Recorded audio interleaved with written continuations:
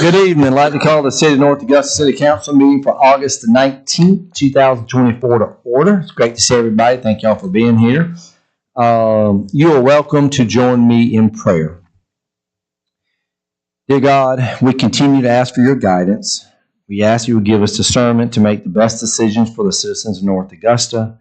We ask for your blessings as we strive to honor you in our roles as elected officials. Amen. If you're able, please stand for the Pledge of Allegiance.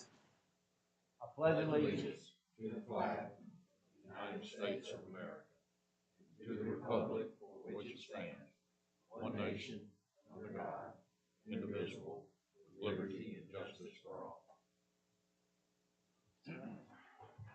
Okay, roll call starting from my left, please. Eric Presnell. David McGee. Pat Carpenter. Britton Williams. Jennifer McCauley. David Buck.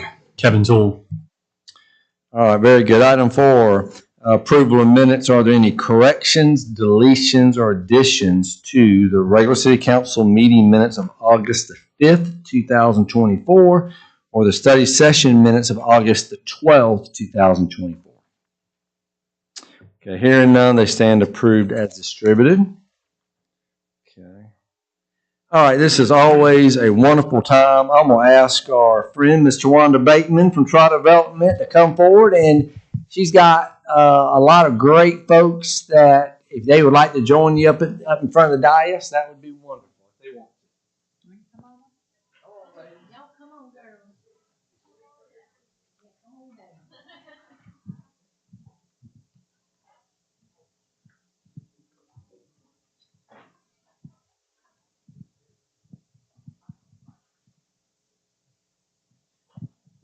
How are you? Thanks for being here. Thanks for all you do. Thank y'all for being here. Good to see you again. Thanks for being here. Hey, how are you? So good. How you doing? Good to see you. Be careful. Watch that thing. All right, this is a hard-working group of folks. I tell you what. This is something we enjoy each year with this proclamation, and it's something that's well-deserved. Tawanda. Whereas direct support professionals, including direct care workers, personal assistants, personal attendants, in-home support workers, and paraprofessionals are key to providing publicly funded long-term support and service for millions of individuals with disabilities. And whereas direct support professionals arrive for work every day ready to do all they can to ensure the health and safety of people with intellectual and developmental disabilities and autism, providing essential support that ensures all individuals are included as a valued part of their community, supported at home, at work, and in their communities, and empowered to live with dignity that all people deserve. And whereas direct support professionals ensure that individuals with disabilities thrive through connections to their families, friends, and communities, thereby avoiding more costly institutional care. And whereas providing a broad range of individualized supports from navigating the routines of daily home life, job training, financial matters, medical appointments, and personal interests to providing transportation to work, to school work, religious and recreational activities, and keeping people with disabilities safe and healthy. Direct support professionals must build close, respectful, and trusting relationships with the people they serve and empower them to fully participate in their communities. Whereas increased awareness and recognition of direct support professionals can help alleviate the critical and growing shortage of these important healthcare workers in the Palmetto State. Now, therefore, I, Britton S. Williams, Mayor of the City of North Augusta, South Carolina, do hereby proclaim September the 8th through 14th, 2024 as Direct Support Professionals Recognition Week. And the City of North Augusta, South Carolina, and we urge all citizens to honor our direct support professionals for their dedication, contributions, and enhance the lives of individuals of all ages with disabilities. In witness hereof, I have hereunto set my hand and caused the seal of the City of North Augusta, South Carolina, to be affixed this 19th day of August, 2024. Tri Development Center, what y'all are doing, y'all are a huge asset to this community. We are thankful that you're here in North Augusta, the presence that you make, the wonderful folks that you bring, and just what these ladies and everyone works to do. We are thankful for you. And here, this is for you. And love, if you'd like to say anything. Well, on behalf of Tri Development Center, Mr. Williams, Council, the entire City of North Augusta, we thank you for honoring our DSPs. They are the heart and backbone of our agency. And just as a testament on this stage right here, we have over 20 years, each one basically, of service to Tri-Development Center. So we're just thankful that y'all recognize us. We're blessed and privileged to work with amazing men and women and to help them live their best lives every day. So thank you. Amen. Thank y'all. Really appreciate it. So much. Appreciate it. Thank y'all. Thank y'all so much.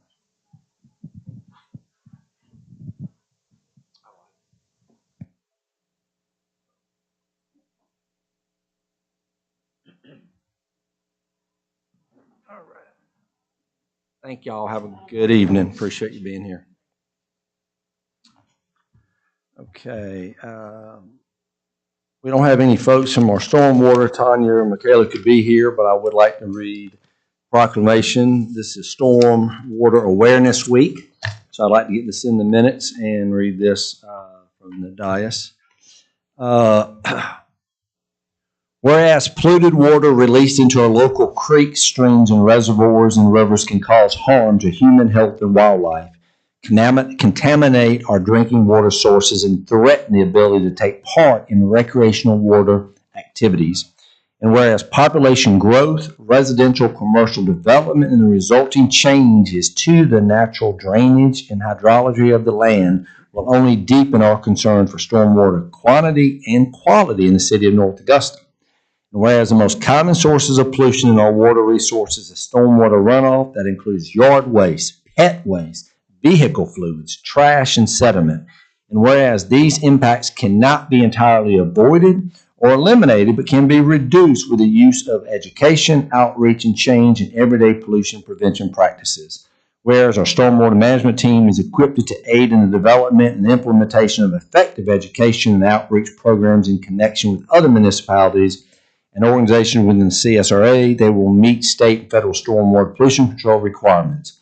Whereas this need arises from regulatory requirements, but also from the local community members, residents of our city, and local stakeholders and decision makers that will benefit from a greater awareness of the cumulative impacts our decisions make at home, at work, at school, and through local policy, affect the water quality of the Savannah River and our local water resources.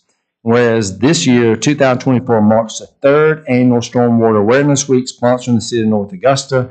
Now, therefore, I, Britton S. Williams, Mayor of the city of North Augusta, South Carolina, do hereby proclaim the week September the 23rd through September the 27th, 2024, Stormwater Awareness Week in the city of North Augusta. And I urge all citizens to pay tribute to water resources and to recognize the impact we can have to protect and preserve the water quality of our creeks, streams, reservoirs, and rivers, and the quality of life water brings to our city.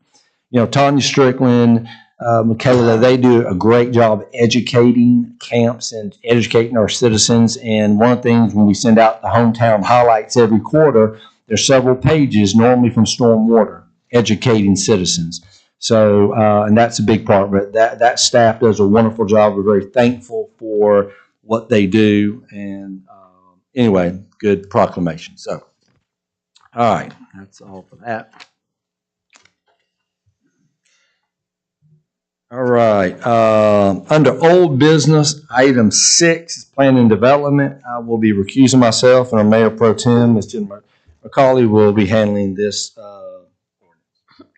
Okay. Item 6 in Planning and Development, ordinance number 2024-17 to change the corporate limits of the city of North Augusta by accepting the petition requesting annexation by the landowners and annexing 21.87 acres of property located on 5 Notch Road and owned by Charles T. Blackston. Second reading. Do I have an motion to approve this ordinance on second reading? All right, Pat. And then is there a second? All right, David. Is there anything you'd like to share about this, Mr. Clifton? Madam Mayor Pro Tem, there is no additional information, but just to remind the council, this is in regards to a piece of property that's just south of Mossy Creek Elementary on 5 Notch Road, that this is going to be for townhomes, and that the staff has requested approval of this action. Okay. Are there any citizen comments? Any council discussion? No? Okay. All right, I'm going to ask for a vote. And that is unanimous.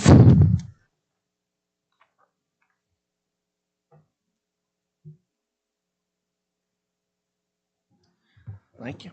Okay, new business, Parks and Recreation. Ordinance number 2024-18, establishing rules for the provision of the boat dock within the city limits at the Sharon Jones Amphitheater. Do I have a motion to approve this ordinance on first reading? So moved. All right, Mr. Buck, thank you, sir. All right, Mr. Presnell, I had to get that in. Thank you. Anything you'd like to share about this, Mr. Clifford? I'm going to push this over to our Assistant City Administrator, J.D. McCauley.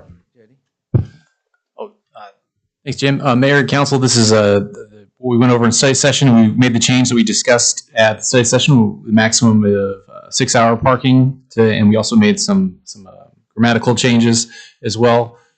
Nothing substantive, but we're looking to have a ribbon cutting next Tuesday. Just want to throw that in there. So these will be posted before that ribbon cutting when we open it to the public. But outside of those changes, the rules remain the same as we discussed last week. And Mr. Mayor, if I may, this is, the first iteration of these rules. And so as we have boaters and people that use the facilities, and if we get citizen feedback or feedback from council on, hey, we like this, or we'd like to amend these things, this isn't carved in stone, that we have an ability to update the ordinance, pursuant to the council's guidance as time goes on. Very good. All right. Any citizen comments? Lee, nothing from you? Okay. Any council discussion? I've got a couple of things. Yeah. Of course, I wasn't here last week, so I didn't get to put my input, but a couple things, and maybe y'all discuss this, but, reading through here, the parking limit I have no problem with, but I'm asking, who's going to tow it and where are we going to put it if somebody's in violation? I know. So, just be careful with that. I don't have a problem, but we don't have a towing service on the river, period. And even if you did, where are you going to take it? Because there's no trailer and no way to get it out the river. So that's something to think about. The other thing. That's Chief Johnson. Yeah, that's up to you, Junior. But on the alcohol consumption, now on the water, there is no open container on a boat. And we've already told citizens, hey, you can walk all around Riverside Village. Now, I would not have a problem if they were going to and from their boats. Now, if the intent of this is to keep someone from sitting on the dock and just sitting there drinking. Yes. This is strictly the dock. That's fine. That's fine. I have no issue with that. The only other thing I would say where it says no fishing. Now, we said this is for everybody, not just boaters. If there's no boats around, if a kid or a teenager wants to go fish, I don't personally see a problem with it. They do it at our boat ramp down here at Riverview Park. I see people all the time. I know there's fishing docks there, but a lot of times they'll fish off that dock. If they're not hindering a boat, I don't see an issue with it unless there's a lawsuit thing from somebody fishing that the city may face. And then the under 16 supervision, I think that should be changed to under 12. There's a lot of kids that can drive, and you're going to say, well, you can't be on the dock if you're 15, even though you can drive. You can't come down here and fish or do whatever. Those are a couple of comments I would make. Fishing is a harmless thing. Even people in our neighborhood complain when kids are fishing in the ponds in our neighborhood. I'm like, come on, they're fishing. They could be doing worse things. As long as it's not in hindrance of a boat parking or leaving, I think that should be amended to allow some, people to come fish. I don't know what y'all think, but that's just my 2 cents. I hear you. I don't know if I think 13, 12, 14-year-old children need to be down with boats coming in and out. I think we're opening ourselves up myself, but I don't know. Well, but what I'm driving age, maybe. Okay. Fair enough. 16. I get that, but I'm just saying if someone's there with a parent, I guess that wouldn't be a problem, but it just makes it, but I would open up the fishing if it's not hindering boats. There's been many times, I've gone to the North Augusta boat ramp, and the fishermen, usually if they're there fishing, they see a boat coming, they'll reel up and wait. I don't have a problem with it. I think that's just, I think we should allow fishing off of it personally. Bring your fishing pole down. We've talked about doing a fishing tournament, some other things, but I really feel like we should allow fishing. That allows some of the younger kids, adults, whatever, to get down and enjoy the river. I mean, the way this is worded, it's just unless you have a boat, don't come on the dock, is what it sounds to me. Oh, and by the way, I have sold my boat, so I have no boat to pull up to it anymore because you can't put it in the creeks up in the mountains. I'll chime in on the fishing. I kind of feel like we have some designated areas already for fishing, and so for me, I see it more of as a safety hazard of just having. I mean, I think fishing is great, so I obviously want my kids to be able to go down there. But I think, to me, I think it's more of a vehicular area. So I think there's some safety issues that could be involved with having fishing there. I mean, I can see somebody, kids down there, they're fishing. Next thing you know, 2 boats are coming up. There's a line in the water. The kids are going, huh? Yeah, but I think that's I'm just saying, this is a boat dock. I just don't see it as a fishing dock. Well, myself. to be fair, I've been boating since 2008, and I've used the Riverview Park dock many, many times. Now, is that dock just for boats? Because I see people fishing. It's never been a problem. Chief, I'm sure you've never got a call having to go down there because someone's fishing. I just feel like that's, it's like, okay, on this city-owned dock, it's okay, but on this one, you can't. Well, what about right there at Beck Park? People fish off that one. That's a regular dock. Yeah, so there's cleats on it. You can still pull a boat on that too. Say okay, but I'm like Jennifer.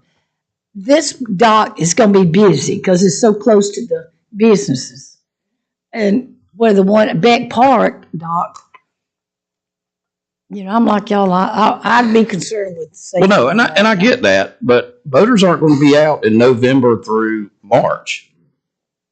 Or we could do designated times. Hey, November through March fishing's okay. I'm just saying if we're going to make rules for this one, because every one of the docks that the city owns, a boat can pull up to every one of them. And this has been the first time no fishing. I mean, I know at the Hammond's Ferry boat ramp, there are fishing piers, but I see people fishing off the dock at Beck Park.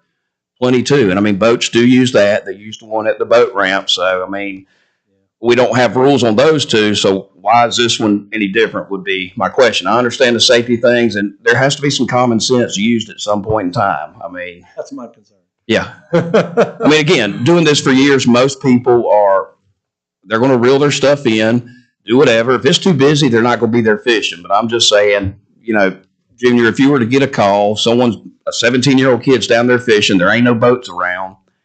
I just don't see the harm in that personally. Of course, and one thing Jim said a little while ago too, that this is new to us, and we're going to have to learn through the process. So we might, in a few weeks say, yeah, But on these other docks, there is no sign that says no fishing, right?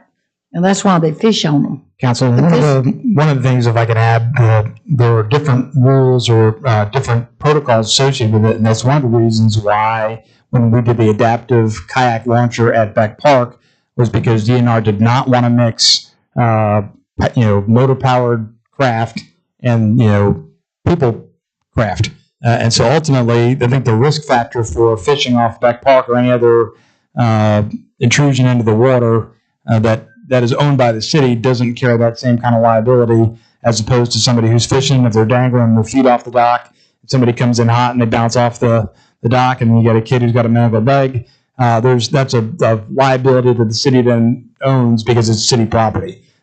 So I think these are all valid arguments, but these are just the things that we considered at the staff level for you to debate on to figure if this was going to be what you wanted to do or not. Well, if we did a no fishing, can we word it so that it's up to, because obviously Chief Johnson's department's going to have to enforce this if somebody calls the cops that, hey, somebody's fishing. Can it be up to the officer's discretion at that point, saying, hey, there's no boats around, this kid isn't harming anybody? No, it can't. Basically, no fishing is enforceable. No fishing, you can fish if you're not hindering other people. That's unenforceable, and Junior's people can't do anything. Okay. Well, then we need to make it for every dock. I mean, no, I don't think so. Well, because this dock is basically intended for motor motor boats that come there. It's different than the other docks. The one at the boat ramps for them too, so that when Well, I mean, the Yeah. others come there some, but, you know, I think this is different. So. okay. Kevin, your thoughts? David, y'all the boaters. I don't even get out in the boaters. I mean, Eric's right. I mean, you know, when you put your boat in at the boat ramp. I've had boats. I mean, I've owned boats. I've used that boat dock a lot. You know, the boat ramp, and you tie your boat up there. There are people that do fish off that. But I see Eric's pointing at the same time. Yeah. I see the valid point too. I mean, but I see the safety point. You know, somebody can come in hot.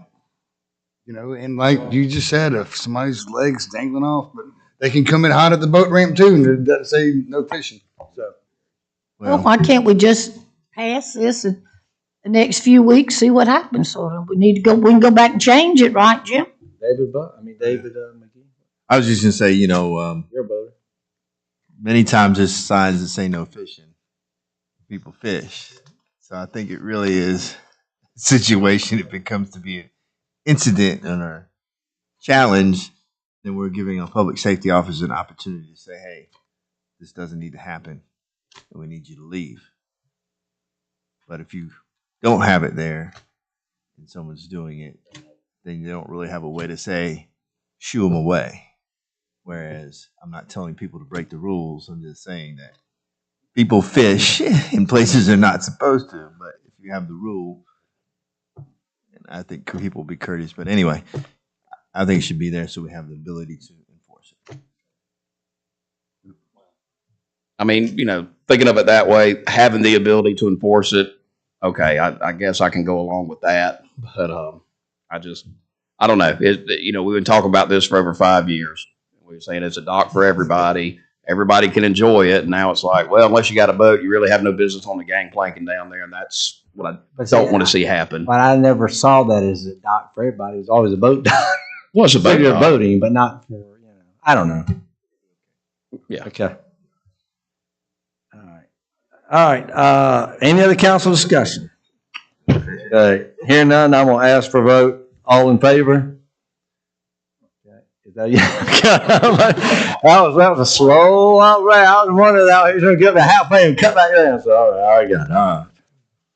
Invite them while I'm still here. If any kids are watching, y'all are more than welcome to come to my private dock and fish. If y'all like a lot of time, I'm still here. Great points, though. Seriously, no, that was good conversation. Sounds like you got to be at the study session. Okay. Item 8, finance resolution number 2024-33, selecting a firm as an independent auditor for the city of North Augusta. I do have a motion to approve this resolution. So moved. All right, Mr. President, second. Second. All right, Mr. Tools in the house. Thank you. Anything you'd like to share about this, Ms. Clifford?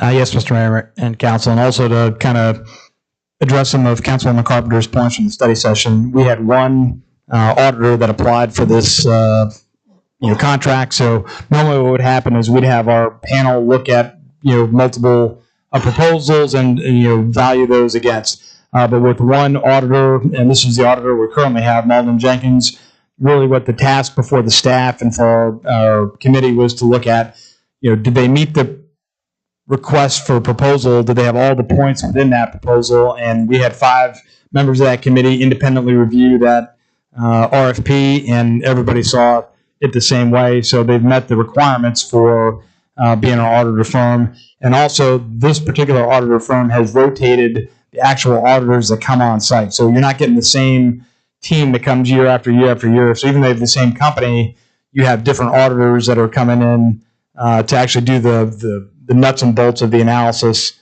of how your books look. So I feel comfortable moving forward with this one. We'd request your council's consideration on this matter. Any citizen comments? Any council discussion? I mean, one of the things I would say is that, even when they came last time and spoke to us, like you said, they alternate people that are reviewing it. So it's not like it's the same person over and over and over. So they have to do the due diligence as well for themselves. Mm-hmm. And they do a lot of work with municipalities, so I think that's really good too. Okay, anything else? All right, I'll ask for a vote. All in favor? And that's unanimous. Thank you. All right, item 9, resolution number 2024-34, appointing a member to the Accommodations Tax Advisory Committee to make state accommodation tax expenditure recommendations for council's consideration. Do I have a motion to approve this resolution? So moved. All right, Mr. Buck, thank you. Second? All right, Mr. President. Anything you'd like to share about this, Mr. Clifford? I have nothing to add, Mr. Mayor. I don't know if Jamie, if you had anything you wanted to put there on any tax, but this is a routine action where if somebody has to come off a board or commission, the mayor has the ability to, or council has the ability to appoint. So this is your action on the dais. Any citizen comments? Yeah, this ATAX committee, I mean, basically, we have 3 representatives from our hotels, and we have 2 representatives on the restaurants, and then arts and heritage, and one of our representatives for restaurant, Snowcap Havushery, stepped off. So my recommendation is Terry Brinkley, Brinkley Steakhouse, Chop House. He's very excited about this. I think he brings a lot to the table. So I think he'll be very positive. So if there's not any council discussion, I would ask for a vote that we appoint Terry Brinkley to the Accommodation Tax Advisory Committee. All in favor? That's unanimous. Okay, very good. Thank y'all. All right. That's good. Planning and Development. Item 10, Planning and Development. Resolution number 2024-35, accepting a deed of dedication for the sanitary sewer and fire suppression systems and associated easements and rights of way, along with a maintenance guarantee and letter of credit for Green Forest Commons. Do you have a motion to approve this resolution? So moved. All right, Ms. McCauley, thank you. Is there a second? All right, Ms. Carpenter, appreciate it. Anything you'd like to share about this, Ms. Clifford? Mr. Mayor and Council, this is an item we discussed in the study session. This is a routine acceptance of a deed of dedication, but to reorient you to the actual location of Green Forest Commons, this is the site of the former car wash that was on 5 Notch Road as you're heading northbound just before you get to Pisgah. And so they have this new townhome and apartment community there, and so this is one of the final actions that we see through planning and development to accept the infrastructure associated with that development. And our recommendation is to move forward. Now, is there any, that was a gas station for many years. Are the tanks still under the ground? No, it was a It was a gas. washing. It was a car wash. It was, but it was a gas station for many. It's The gas station's still there. This is the one on 5 Notch, right? Oh, 5 Notch. Oh, I was thinking, I'm sorry. Oh, I'm sorry. Scratch that thought. I was thinking on Marktown and Tommy. Yeah, that's the other one we did. Okay. Yeah, I'm sorry. We did that last night. Yeah, thank you. Okay. But I still wanted those with tanks under that ground. Over there. I don't know. Yeah. All right. Any citizen comments? All right. Any council discussion? Here now, ask for a vote. All in favor? That's unanimous. Thank you. Item 11, Engineering Public Works, Resolution number 2024-36, authorizing the West Avenue Crosswalk Improvement Project. Do we have a motion to approve this resolution? Mr. President, is there a second? Second. All right, Mr. Toole, thank you. Ms. Clifford, I assume JD's going to handle this one? Well, I can kick it off and then kick it over to JD, but ultimately, this is a project that we'd like to be able to move forward on to do some immediate remediation on West Avenue. And I'm sure you've all been on West Avenue and transited West Avenue, and in pretty much every intersection along West Avenue, you have these red thermoplastic crosswalks. I'm sure those are put on with the best of intentions until they were going to last X number of years, but the vast majority of them are peeling and cracking, and quite frankly, don't have a good aesthetic for our downtown. And so this project would allow for a contractor to come in and scrape all the thermoplastic, do the ground prep work, and then replace those with ladder-style crosswalks, the white paint at all those intersections, and then also to put in a pedestrian-actuated crossing at one of those intersections right by the yoga studio, closer to 3130, so that if you hit that, then it gives you the flashing light, and not all through the crosswalk itself, but the actual sign so that people can cross that. So ultimately, what we're trying to accomplish with this is a replacement of all the thermoplastic and then add a pedestrian crossing device.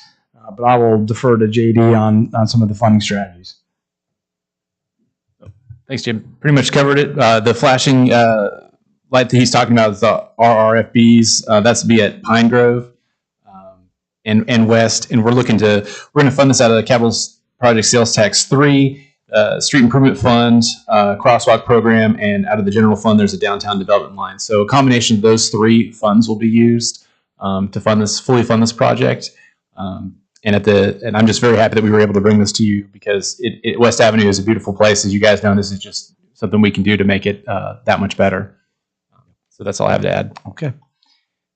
Any citizen comments? Any council discussion? Yes, sir. Come on down. Lee, come on down to the front. State your name and address for the record. Yeah, that's right.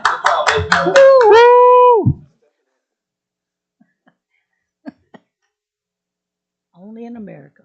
Lee walks those businesses for the chamber. That's why he knows he needs to have it. Well, since y'all been picking on me all night, I'm Lee Bird at 146 Macklin Lane in North Augusta. But the white paint that Jim's talking about, won't that wear out just like the thermoplastic? It's the thermoplastic cannot be reapplied, whereas paint can always be reapplied. So it's not a permanent solution. There's no permanent solution inside of a crosswalk scenario. We're going to have to always repaint, although some of the lines could be chosen to be thermoplastic. Those will be replaced over time as well. But just what we want to do is get rid of these cracked red items, and there's no technology I'm aware of that's a full-time thing. You can potentially use brick to give you a longer-term item, but that may be covered or not under CPSD 5 to do a more permanent solution. But in order to make the current look that we have now better, this is a lower cost and immediate option that we can do now. And I think the white, again, most people, when you come across, I think people see the brick as it looks nice. They don't even think of it as a crosswalk. But with the white, that crosswalk, you think it is. I think with that flashing beacon is huge. Because as you know, we've all gotten questions from business owners from the West, that thoroughfare, that traffic there, people from George Avenue. So I think we're trying to address our businesses on West Avenue by helping them. So I think it's very positive. But yeah, that's a good point, but I think the painting, we can do it. But with the paint, and I've seen up in Columbia on the interstate where, like, if you're coming from, say, Charleston into Columbia, and the lights hit it at night, and it really reflects good. I mean, if there's something like that they could do with the white paint. You're talking about a different option that has reflective items inside the pavement itself. That's not part of this project, and it does not fit within the budget that we have proposed today. But we are going to do that on George Avenue. Okay, well, that's my 2 cents. All right, thank you. I appreciate it. Very good. Thank you. Good stuff. Okay, any council discussion? I actually was going to ask about the white paint too. I was just kind of curious a little bit about how that look goes, because I do kind of like the brick type look, and if that's something that can we do for the future, because I think it adds character to downtown versus the normal crosswalk looking. If I may, the mayor and I had a discussion about this along with JD on a few of these topics, and so within Capital Project Sales Tax 5, there's a large wedge for downtown improvements, but from the time that, if that referendum is actually passed to the time that we get collections to be applied against that, we're really talking about 2026 or 7 to be able to have a project. And I think that the need is there today to at least refresh what we have. And by going through this route, by removing the thermoplastic and just laying down ladder crosswalks, it doesn't prevent a future action to do something like you described, where they may end up doing bricks. But that really will be for you all to discuss in the future about what do those downtown improvements exactly look like, and what kind of spend plan do you want to have. Another thing, as we move forward with the downtown connector, we don't know what that's going to look like. Yeah. So to go in and do a lot now, and we may have to tear something up based on a particular intersection. That sounds good to me. It sounds more like a temporary time frame to get things right. I think so. Okay. Well, I'm going to interject my 2 cents. I know I haven't seen the specs. Typically, there is some glass beads in the paint, or vinyl paint, or most likely it's probably thermoplastic, but I don't know. Is it thermoplastic or actually just paint? My understanding is it's thermoplastic that we're going to be putting. So the thermoplastic will have reflective beads in it. That's standard, what you do. But I'm real familiar with the red crosswalks because I put those in years and years and years ago. So I'm excited to have a decorative item later on. But yeah, we have a couple different examples. The one by First Baptist Church, that's a whole 1.5 inch thick material, a different product that came along at one time. But the ones that you see coming off are probably the second version of a stamped thermoplastic. So it's aged. I mean, the technology is much different now. So I'll be excited to see what we have coming along the line. But I put those in a long time ago. So But they're doing good. All right, any other council discussion? All right, I'm going to ask for a vote. All in favor? All right, it's unanimous. Very good. Okay. It was 20 years ago. That was 1999. Administrative reports. Anything, Ms. Clifford?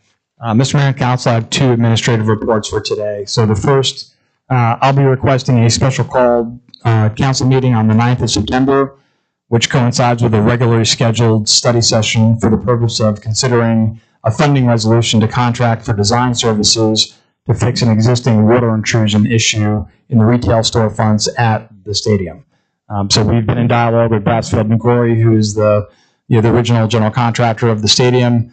We've gone through a number of remediation issues locally with waterproofing companies, but we believe that it's not going to be fixed through standard waterproofing means, that there is either a design or a construction flaw that's allowing water to get into the storefronts. So this will be our first movement to really get a long-term fix to this problem. The second thing I'd like to report is that South City Partners has been in contact with my office to report the sale action for Riverside Village parcels C, K, G, and H. Those sales were completed on August 6th, and South City Partners is now the owner of those parcels. Okay, thank you. Presentations, communication, and recognition of visitors. This is the time when citizens may speak to the Mayor, Council, or record any matters not listed on the agenda. All right. Okay, a couple things. Just was going to just reiterate. We have no meeting next Monday, August the 26th. We have no meeting the next Monday, which is Labor Day, September the 2nd. And just to reiterate for council, the September 9th, we will have a study session, but we're going to have a special call meeting first, and then we'll go into a study session. So that will be. Just reiterate, August 27th for citizens, a ribbon cutting for the boat dock and amphitheater. So that's going to be great. That's at 4 o'clock on August 27th. That's next Tuesday a week. And then for citizens, if you have not had a chance, please look at our new tourism website. It's called, you just literally Google Explore North Augusta. It's the first thing that comes up. The thing that we're getting a lot of positive response already is on the calendar. Because the thing that all y'all know we've been asked about from citizens is we have a community calendar. So if you want to know, hey, what do the churches have any programs in December? You can go to the calendar and you can find that out. If you are an organization or you're with an organization that you want to list your event, there's a form online that you can submit through the website, and we can put that on there. So I think that's going to be a real game changer. Our citizens are really excited about it. The other thing is really clean, and you can look at what's happening in North Augusta with restaurants and shops and everything. So our folks, Jennifer Goldman and Carl and his team did an incredible job. So, I mean, it looks awesome. So anyway, anything else, huh? New video. Nice. New video. Yeah, a lot of work. She did great on that. All right, anything else? You got anything? Pat, you good? I want to say something about Lee Bird up there. I was going to say thank you for being the most faithful citizen to attend every meeting. And of course, Elizabeth, our press. So you two are here, rain, sleet, snow, or hail. Thank you. Thank you. I have, tomorrow night is National Night Out, and it starts at 4 p.m. So tomorrow night at you fill it in, Chief, give the details real quick if you want to. so I don't mess everything up. Yeah. National Night Out will be at Riverview Park by the splash pad from 4 to 8 tomorrow night. Yes, and yours truly will be in the dunk tank at 4, so come get me. All right. Junior, how much cash do I need to bring? I'll be in at 4 o'clock tomorrow. So as part of the event is everything's free to the public. So Free throws account. I like that. Okay. No, I'm not doing that. I did that JOJ and about broke my back.